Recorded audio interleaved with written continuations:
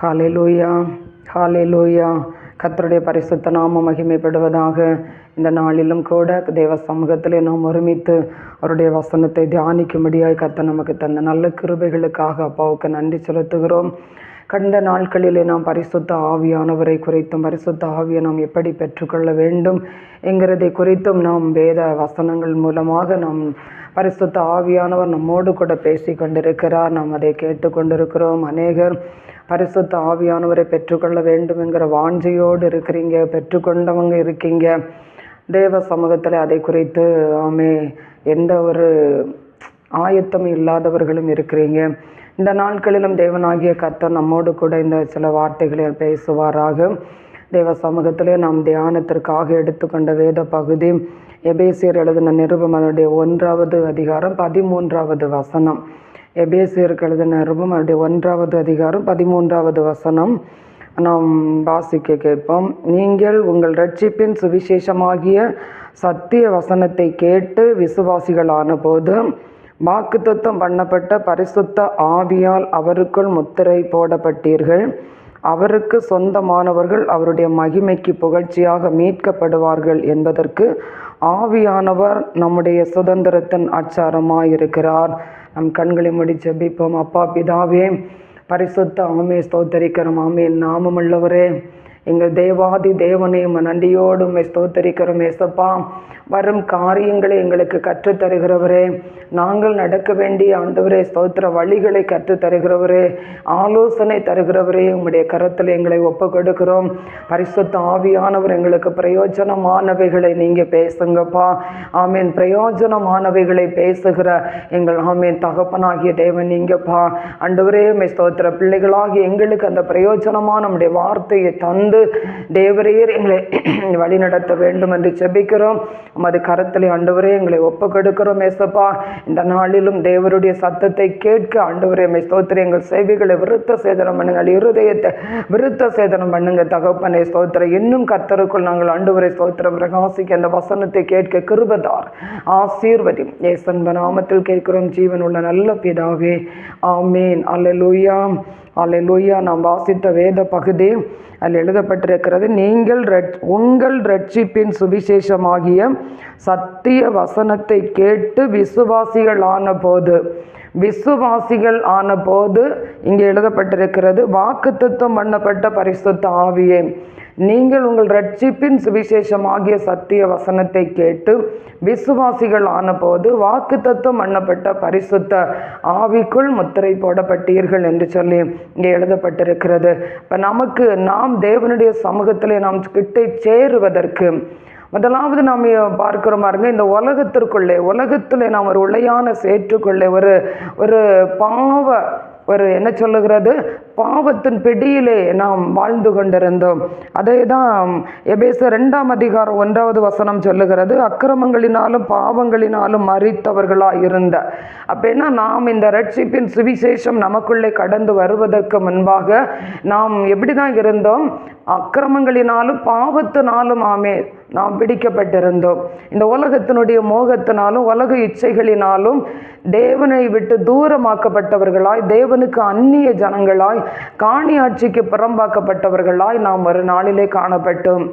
அடிமையுடைய வாழ்க்கையும் அப்படித்தான் இருந்தது. ஆண்டவரை தெரியாத ஒரு குடும்பத்தில் இருந்து, ஒரு இந்து குடும்பத்தில் இருந்து, ஆண்டவர் யார் என்றே தெரியாது. ஆண்டவர் என்று சொல்லுவோமானால் அவர் யார், எப்படிப்பட்டவர் என்று தெரியாது. என்னுடைய இருதயத்தின்படி, என் கண்கள் காட்சியின்படி நடந்து கொண்டிருந்த காலங்கள். அப்படிப்பட்ட காலங்களில் சமாதானத்தையும் சந்தோஷத்தையும் இழந்த ஒரு நிலைமையிலே, வாழ்க்கை இழந்த ஒரு நிலைமையிலே நிற்கும்போது இந்த சுவிசேஷம் எனக்குள்ளே தேவனாகிய கர்த்தர் தேவ பிள்ளைகளை கொண்டு அவர் எனக்கு கட்டளையிட்டார். அந்த வசனத்தை எனக்கு கற்றுத்தந்தார். அவருடைய வசனத்தை அறியும்படியான ஒரு பாக்கியத்தை எனக்கு தந்தார். தேவ பிள்ளைகள் மூலமாக ஒவ்வொரு சூழ்நிலையிலையும், ஒவ்வொரு கஷ்டமான பாதைகளையும் கடந்து போகும்போது அந்த இரட்சிப்பின் வசனத்தை எனக்கு அந்த சகோதரிகள் எனக்கு சொல்லிக்கொண்டே இருந்தார்கள். இது தேவனுடைய வார்த்தை, இது இயேசு கிறிஸ்துடைய வார்த்தை, நீ இந்த வார்த்தையை கேட்டு மனம் திரும்பு என்றெல்லாம் இப்படியெல்லாம் நிறைய சுவிசேஷ சுவிசேஷம் எனக்கு அறிவிக்கப்பட்டது. அந்த சுவிசேஷத்தை நான் ஏற்றுக்கொள்ளாமல் நான் மரணத்திற்கு போகும்போது தான் ஆண்டவரே பிரத்யட்சமாக வந்து ஆண்டவரே என்னை ஆமேன் அந்த ரட்சிப்பின் பாதைக்குள்ள நடத்தினார். அந்த இரட்சகரை ஏற்றுக்கொள்ளக்கூடிய கிருபையை தந்தார் எனக்கு. அப்படிதான் இந்த வசனத்தை நாம் ஏற்றுக்கொண்ட ரட்சிப்பின் வசனம் சுவிசேஷம், அந்த சுவிசேஷம் நமக்கு கடந்து வரும்போது அதை நாம் ஏற்றுக்கொள்ளுகிறோம். தேவன் நமக்கு தந்தது பாருங்க. இந்த உலகத்திற்குள்ளே நாம் இருக்கிற நம்மை அவருக்கென்று அவர் ஆமே ஸ்தோத்திரம் பிரித்தெடுக்கிற ஒரு அனுபவம் இந்த சுவிசேஷம். இந்த சுவிசேஷம் நமக்குள்ள வரும்போது அது நமக்குள்ள இருக்கிற கணுக்களை ஊனை இதெல்லாவற்றையும் அது என்ன செய்யும்? ரெண்டாய் பிரிக்கும். உலகத்தையும் பாவத்தையும் பரிசுத்தையும் ரெண்டாய் பிரிக்கும். அவிவிசுவாசத்தையும் விசுவாசத்தையும் ரெண்டாய் பிரிக்கும். மாம்சத்தையும் ஆவியையும் ரெண்டாய் பிரிக்கும். இந்த சுவிசேஷம் நமக்குள்ள வரும்போது அப்படிப்பட்டதான ஒரு வேறுபட்ட ஒரு ஜீவிதத்தை ஆமே ஸ்தோத்திரம் இந்த சுவிசேஷம் நமக்கு தரும். அதுதான் இங்கே எபேசியருக்கு பரிசுத்த பவுல் எழுதும்போது சொல்றார், உங்களுக்கு நீங்கள் உங்கள் ரட்சிப்பின் சுவிசேஷமாகிய சத்திய வசனத்தை கேட்டு நீங்க இப்ப விசுவாசிகள் ஆகிட்டிய, நீங்க விசுவாசிகள் ஆகியிருக்கிறீங்க. ஆனா இனி நீங்க செய்ய வேண்டிய காரியம் என்ன என்று சொன்னால் வாக்குத்தத்தம் பண்ணப்பட்ட பரிசுத்த ஆவிக்குள் முத்திரைப்பட வேண்டும் என்று சொல்லி வாக்குத்தத்தம் பண்ணப்பட்டது எங்க சொல்லி இருக்கிறது? யோவேல் 2ஆம் அதிகாரத்தில் 28வது வசனத்துல நாம் வாசிக்கிறோம். அங்கே பிதா என்ன செய்திருக்கிறார்? அவன் கடைசி நாட்களில் மாம்சமான யாவர் மேலும் என் ஆவியை ஊற்றுவேன் என்று சொல்லி அங்கே வாக்குத்தத்தம் பண்ணி இருக்கிறார். அவன் லூக்கா 24:49வது வசனத்துல வாசிக்கும் போது இயேசு சொல்றாரு, பிதா வாக்குத்தத்தம் பண்ணினதை நான் உங்களுக்கு கட்டளை எடுக்கிறேன், நீங்கள் எருசலேமிலே போயிருங்கள் என்று சொல்லி.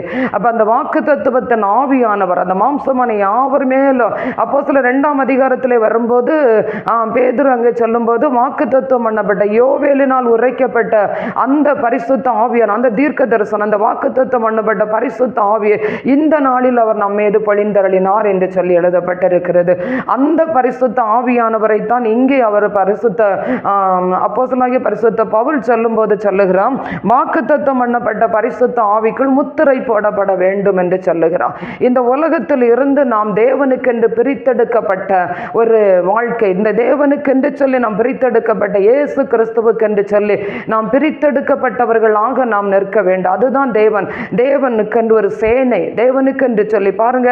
இன்னைக்கு நம்ம இந்திய இராணுவத்தில் கூட பார்க்கும்போது அந்த இராணுவத்துக்கென்று சொல்லி ஆமேன் பிள்ளைகளை அதுக்கென்று தயார்படுத்தும் போது அதற்கென்று ஒரு முத்திரை, அதற்கென்று ஒரு உடை, அதற்கென்று ஒரு சீல், அதற்கென்று ஒரு அங்கீகாரம், அந்த இராணுவ அங்கீகாரம். அதே போல பாருங்க நம்முடைய ஆண்டவர் சேனைகளின் கர்த்தர், நம்முடைய ஆண்டவர் சேனைகளின் கர்த்தர். அப்போ அவர் சேனைக்கு கர்த்தரான்னா பூமியில் ஒரு சேனை இருக்கணும் அவருக்கு. அந்த சேனைக்கு என்று சொல்லி தான் உங்களை என்னையும் அவர் இந்த உலகத்தில் இருந்து முன்னே பாவத்தினாலும் அக்கிரமத்தினாலும் பலவிதமான இச்சைகளினாலும் கண்களின் காட்சியினாலும் வாழ்ந்து கொண்டிருந்த நம்மை அவருக்கென்று சொல்லி அவர் வேறு பிரித்து கொண்டு வந்திருக்கிறார். அந்த சுவிசேஷத்தை நமக்கு தந்திருக்கிறார். அந்த சுவிசேஷ மூலம் நாம் இப்பொழுது நாம் விசுவாசிகள் ஆகியிருக்கிறோம். யாருக்கு விசுவாசி ஆகியிருக்கிறோம்? தேவனாகிய கர்த்தருக்கு, ஆண்டவராகிய இயேசு கிறிஸ்துவுக்கு விசுவாசிகள் ஆகியிருக்கிறோம். அவரை விசுவாசிக்கிறோம். இப்ப நமக்கு பேரு விசுவாசி. இந்த பூமியில் இருக்கிறவர்கள் அல்ல, நாம் நம்மை உண்டாக்கின தேவனாகிய கர்த்தரை நாம் விசுவாசிக்கிறோம். இயேசு என் சொந்த இரட்சகர், அவர் என் பிதா, அவர் என் தேவன், அவர் என் மணவாளன், அவர் எனக்காக என் பாவத்தை சிலுவையில் சுமந்து தீர்த்தார், அவர் சிந்தின இரத்தத்தினால என்னுடைய ஆமென் பாவம் கழுகப்பட்டிருக்கிறேங்கிற நாம் விசுவாசிக்கிறோம்.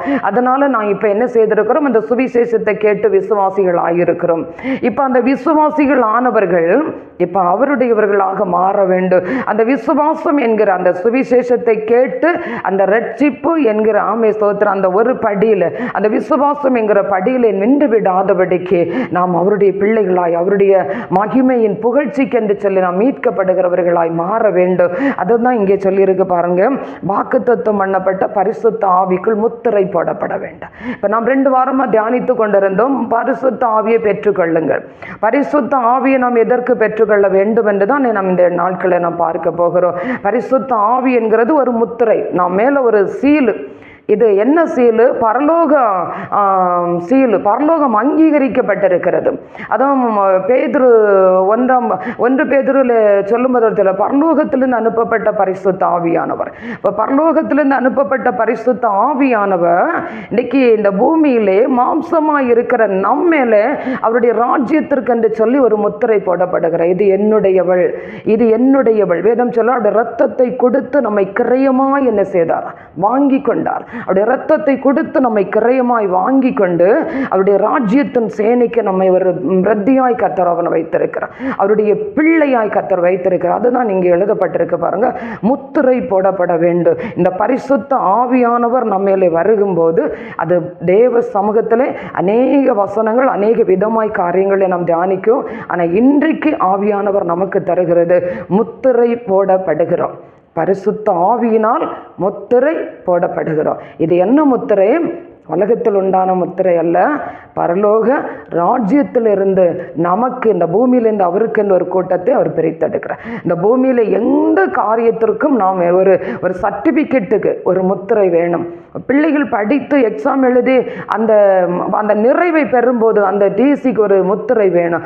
எந்த ஒரு காரியத்திற்கும் ஒரு முத்திரை இல்லாமல் ஒரு பேப்பர் அங்கீகரிக்கப்படாது, ஒரு சர்டிஃபிகேட் அங்கீகரிக்கப்படாது. ஒரு சைன் வேணும், ஒரு முத்திரை வேணும், ஒரு கவர்மெண்ட் முத்திரை வேணும். அதே இதுதான் இன்றைக்கு நம்முடைய பரலோக கவர்மெண்ட் நம்ம மேலே பரிசுத்த ஆவி என்கிற ஒரு முத்திரை போடப்பட்டிருக்கிறது. ஒரு முத்திரை அது சொல்லியிருப்பாருங்க. ரோமர் 8:11 வாசிக்கும் போது, மரித்தோரிலிருந்து உயிரோடு எழுப்பின அன்றியும் மரித்தோரிலிருந்து உயிரோடு எழுப்பின தேவனுடைய ஆவியானவர் உங்களில் வாசமாயிருந்தார் சாவுக்கு ஏதுவான சரீரத்தை அவர் உயிர் பெற செய்வார். அப்போ இயேசு கிறிஸ்துவை மரித்தோரிலிருந்து உயிரோடு எழுப்பின தேவனுடைய ஆவியானவர் நம்மை அவருக்கென்று என்ன செய்கிறார்? ஒரு முத்திரை போடுகிறார். இது என்னுடைய ஜனம், இது என்னுடைய மீட்பு நாளுக்கென்று என்னுடைய ஜனம். அவருடைய இந்த முத்திரை போடப்பட்ட பிறகு அவருடைய ஜீவ புஸ்தகத்தில் நம்முடைய பெயர் குறிக்கப்படுகிறது. நம்முடைய பெயர் இன்னான் இன்ன கோத்திரத்திலிருந்து என்று சொல்லி நம்முடைய பெயர் அங்கே எழுதப்படுகிறது. அந்த பெயர் நமக்கு அங்கே எழுதப்பட்ட பிறகு தான் நாம் பரலோக கவர்மெண்ட்டுக்கு ஒரு என்ன சொல்லுகிறோம்? ஒரு அதிகாரம் உடையவர்களாக நாம் மாறுகிறோம்.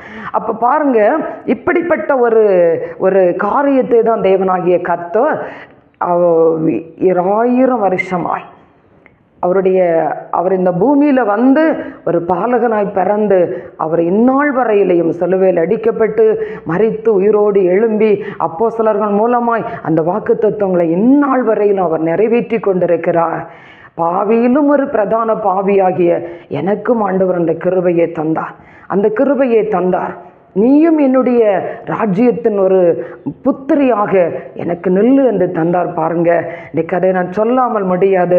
அதை எப்படியாகிலும் நாம் ஆமே ஸ்தோத்திரம் சொல்ல வேண்டும். அவ்வளவுத்துக்கு ஆண்டவர் அந்த பரிசுத்த ஆவி என்கிற அபிஷேகத்தை தந்து நிரப்பி வைத்திருக்கிறார்.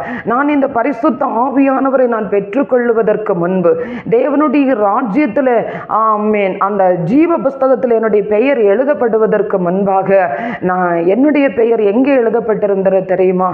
எரேமியா புஸ்தகம் 17ஆம் அதிகாரம் அதனுடைய 13வது வசனத்தில் இப்படி ஒன்று சொல்லப்பட்டிருக்கு பாருங்க. எரேமியாவின் புஸ்தகம் 17ஆம் அதிகாரம் அதனுடைய 13வது வசனத்தில் இப்படியாய் ஒரு வார்த்தை எழுதப்பட்டிருக்கிறது. 17ஆம் அதிகாரத்தில் 13வது வசனம், இஸ்ரவேலின் நம்பிக்கையாகிய கர்த்தாவே, உம்மை விட்டு விலகுகிற யாவரும் வெட்கப்படுவார்கள்.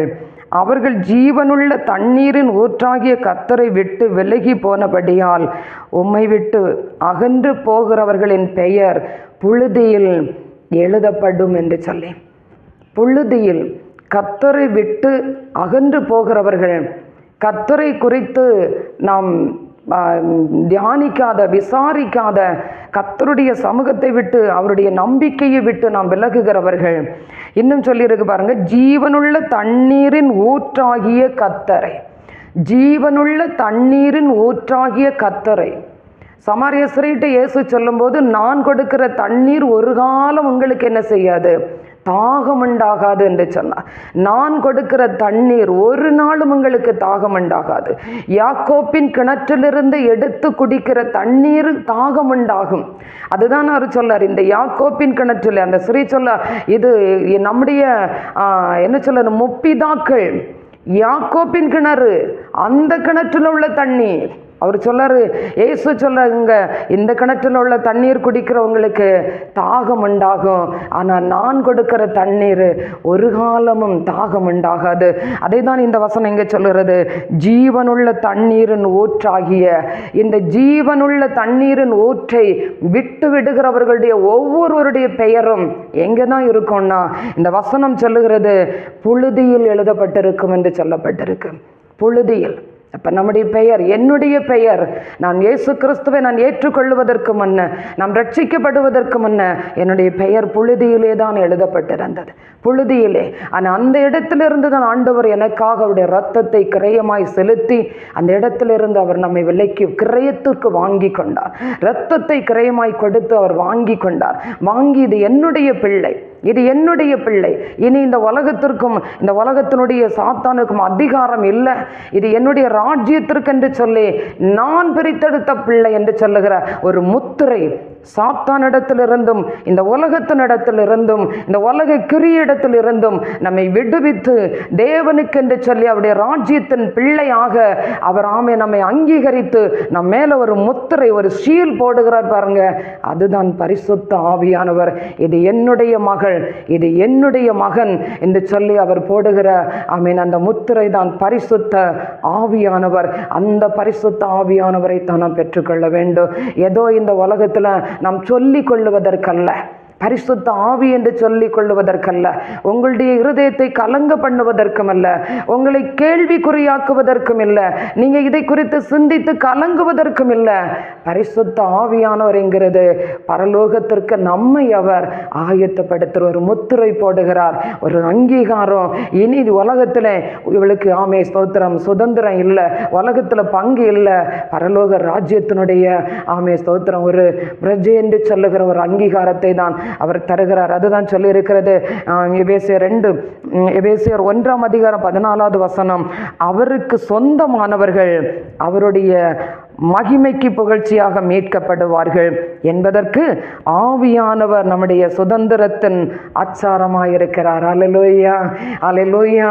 இந்த புழுதியில் இருந்து நம்முடைய பெயர் பரலோகத்தின் ஜீவ புஸ்தகத்தில் எழுதப்படணும். பாதாள புழுதியில் இருந்து நம்முடைய பெயர் பரலோக ஜீவ புஸ்தகத்தில் எழுதப்படும் போது இங்கே சொல்லியிருக்கு பாருங்க, அவருக்கு சொந்தமானவர்கள் அவருடைய மகிமையின் புகழ்ச்சிக்கு மீட்கப்படுவார்கள்.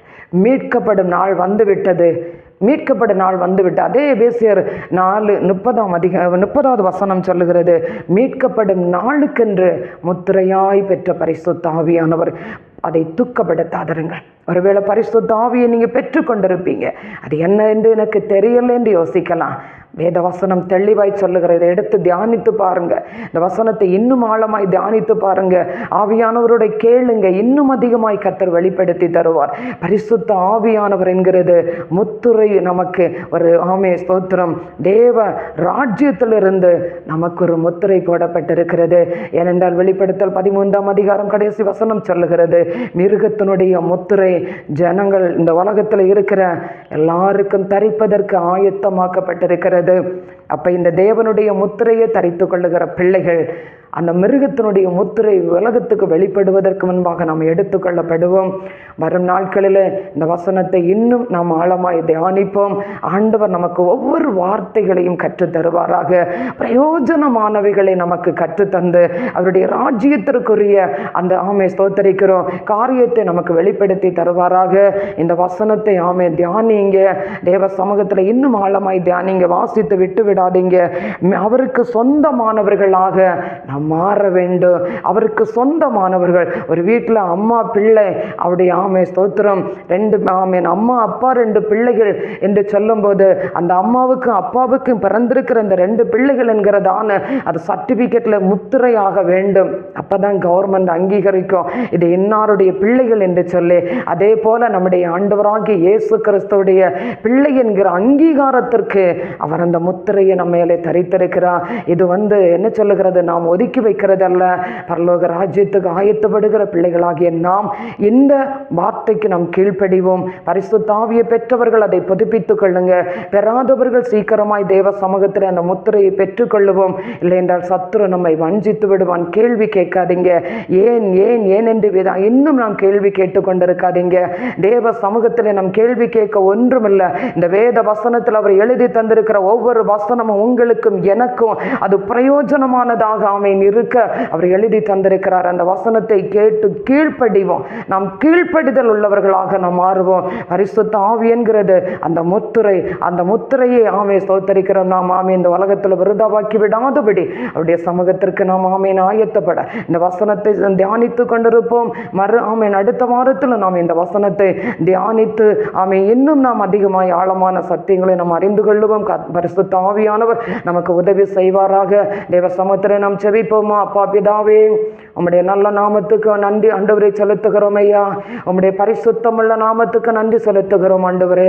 இந்த உலக பொழுதில் இருந்து ஆண்டவரை எழுதப்பட்ட ஆண்டவரே எங்கள் பெயர்களை ஆண்டவரே ஸ்தோத்திரம் அந்த பரலோக ஜீவ புஸ்தகத்தில் ஆண்டவரே எங்கள் பெயர்களை எழுதி ஆண்டவரே ஸ்தோத்திரம் இது என்னுடைய பிள்ளை என்கிறதான ஆண்டவரே ஒரு முத்திரையை ஆண்டவரே ஸ்தோத்திரிக்கிற கர்த்தர் நீர் எங்கள் மேல் ஆண்டவரை துதிக்கிற வைத்திருக்கிறதற்காக உமக்கு நன்றி ஆண்டவரை. அதிகாரம் என்கிற முத்திரையை எங்கள் ஆண்டவர் நீர் தந்திருக்கிற அன்புக்காக உமக்கு ஸ்தோத்திரம் ஆண்டவரே. இதை நாங்கள் உலகத்தில் விருதாவாக்கி விடாதபடி இதை பத்திரமாய் நாங்கள் பாதுகாத்து கொண்டு பரிசுத்தத்திற்கென்று எங்களை ஆண்டவரை ஒப்புக்கொடுத்து உம்முடைய ராஜ்யம் வரையிலும் நாங்கள் காத்துக்கள் எங்களை கிருபை தாரும் தகப்பனே. இந்த வார்த்தையை கேட்கிற ஒவ்வொரு பிள்ளைகள் மேலும் தேவனுடைய ஆவியானவர் இறங்க வேண்டும் என்று ஜெபிக்கிறோம் ஆண்டவரே. ஒவ்வொருவரை நிரப்ப வேண்டும் என்று ஜெபிக்கிறோம் ஆண்டவரே. இயேசுவே உம்முடைய நாமத்திற்கு மகிமையாய் ஒவ்வொரு பிள்ளைகளும் ஆண்டவரே உம்மை ஸ்தோத்திரிக்கிற உம்முடைய சமூகத்தில் ஆயத்தப்படுவார்களாக. உம்முடைய வருகை நாளுக்கு என்று சொல்லி ஸ்தோத்திரம் எனக்கு சொந்தமானவர்கள் ஆண்டவரே அந்த மகிமையில் ஆண்டவரே ஸ்தோத்திரிக்கிற எழுந்தருளும்படியாய் என்று வசனம் எங்களுக்கு சொல்லி தந்திருக்கிறீரே. உம்முடைய வார்த்தையின்படி ஆண்டவரே ஸ்தோத்திரம் ஒவ்வொருவரை காத்துக்கொள்ளும் ஆசீர்வதியா. உம்முடைய நல்ல நாமம் மகிமைப்படுவதாக எங்களை தாழ்த்துகிறோம் அப்பா. உம்முடைய ஆண்டவரை கல்வாரி பாதத்தில் அர்ப்பணிக்கிறோம் ஆண்டவரே. அப்பா நீர் எங்களுக்கு இந்த வார்த்தையை தந்தீரே உமக்கு ஸ்தோத்திரம். அக்கிரமத்திலும் பாவத்திலும் நிறைந்து கிடந்த எங்களுக்கு உம்முடைய வார்த்தையை தந்து எங்களை ஆண்டவரை பரிசுத்தப்படுத்தி ஆண்டவரே உம்மை ஸ்தோத்திரம் அந்த பரிசுத்த ஆவி என்கிற முத்திரையை கர்த்தர் எங்களுக்கு தந்து ஆண்டவரே உம்முடைய ராஜ்யத்தின் ஆண்டவரை பிள்ளைகளாய் கர்த்தர் மாற்றின அன்புக்காய் உமக்கு ஸ்தோத்திரம் ஆண்டவரே. தரை ஆண்டவரை உம்முடைய பாதத்தில் அர்ப்பணிக்கிறோம் ஏசப்பா. ஏற்றுக்கொள்ளும் ஏசு நாமத்தில் கேட்கிறோம் ஜீவனுள்ள நல்ல பிதாவே. ஆமென்.